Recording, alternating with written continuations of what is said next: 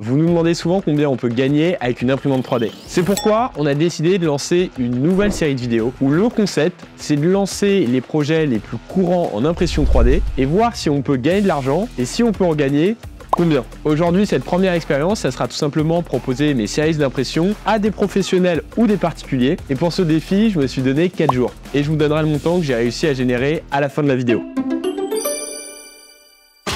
Faut savoir que 4 jours, c'était vraiment pas beaucoup, surtout si on prend en compte le temps d'impression. Je me suis directement dit que si je voulais être efficace, j'étais obligé de trouver des gros poissons. Clairement, ça sous-entend des devis pour des professionnels avec un gros panier moyen. Mon premier réflexe au départ, c'était tout simplement créer le maximum de comptes sur toutes les plateformes de freelance, notamment Fiverr ou Malte. Et là, j'essayais vraiment de rédiger les profils les plus attractifs possibles. Je sais d'expérience que ça fonctionne plutôt bien parce qu'on a trouvé d'ailleurs nous-mêmes plusieurs formateurs au départ sur ce type de plateforme. Malheureusement, j'ai très vite été déçu. Les rares prospects que j'avais, c'était soit des personnes qui avaient des demandes que je ne pouvais réaliser, typiquement des prospects qui avaient besoin d'impression 3D métal. Donc certes, dans l'atelier, je peux réaliser des pièces avec des filaments composites carbone, faire de l'électrolyse, voire même faire des pièces en métal embouti, mais je ne possède pas d'imprimante à proprement parler métal. Ou alors à l'inverse, c'était des prospects avec des budgets beaucoup trop bas. J'avais par exemple une personne qui avait besoin d'une pièce de réparation pour une piscine et qui avait en budget max 40 €. Certes, je pourrais envisager d'être rentable avec ce type de client,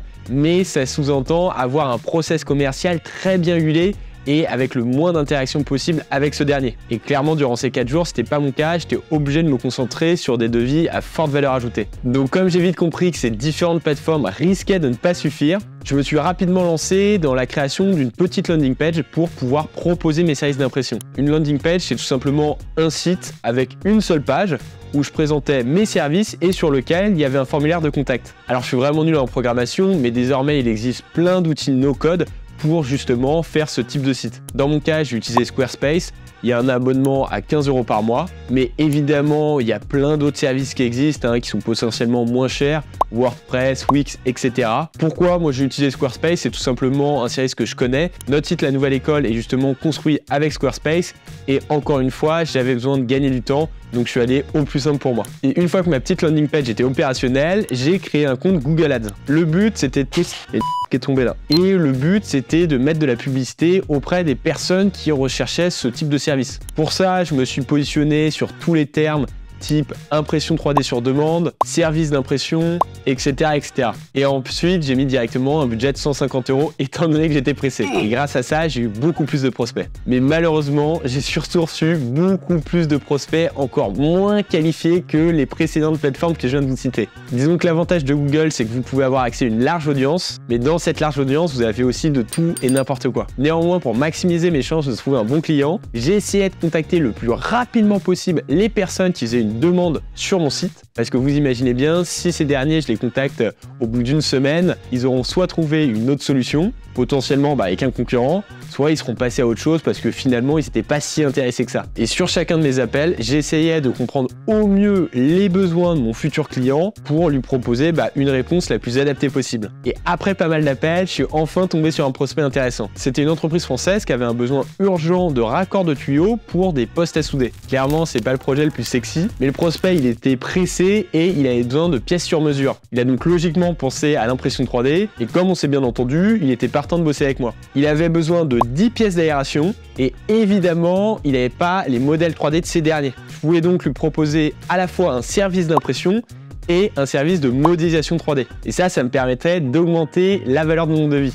Je lui ai donc fait une offre à hors taxe et je lui ai dit que s'il signait dans la journée, je lui faisais une ristourne de 10%. Il a donc signé dans l'heure et je me suis donc directement mis au boulot avec toutes les contraintes et les codes que le client m'avait fournis. J'ai modélisé assez rapidement mes pièces sur Fusion 360, mais avant de lancer l'impression 3D de mes pièces, je me suis assuré de faire valider mes modèles 3D à mon client. Je connais tellement d'histoires de printers qui ont justement lancé l'impression de leur modèle 3D qui n'avait pas été validé par le client et qui au final s'est mal fini. Donc pour un tas de raisons, soit parce que le client avait changé d'idée, soit il y avait une erreur sur les cotes, soit tout simplement il y a eu une incompréhension au moment de la signature du devis. Et après c'est le bazar, chacun se renvoie la responsabilité, le client va dire que c'est de la faute de l'imprimeur et l'imprimeur va dire que c'est de la faute du client.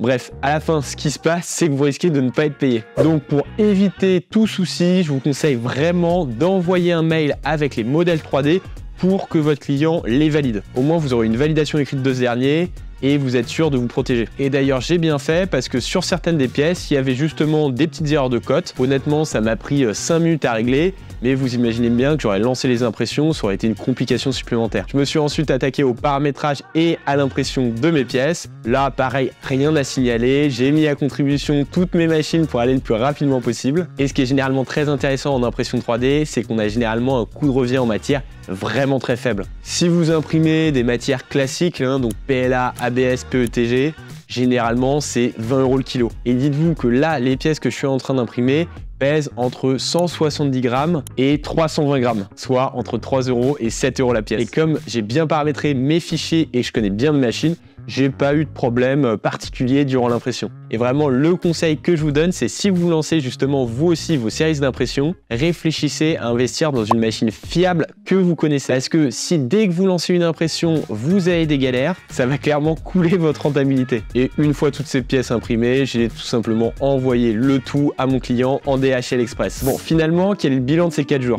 Le paradoxe de tout ça, c'est que la partie modélisation, slicer et imprimante 3D, ça m'a pris quoi au max une grosse matinée en prenant en compte les retours de mon client. Évidemment, je prends pas en compte le temps où les machines étaient en train de tourner, étant donné que sur ce temps-là, je ne travaillais pas. Bah ouais, logique.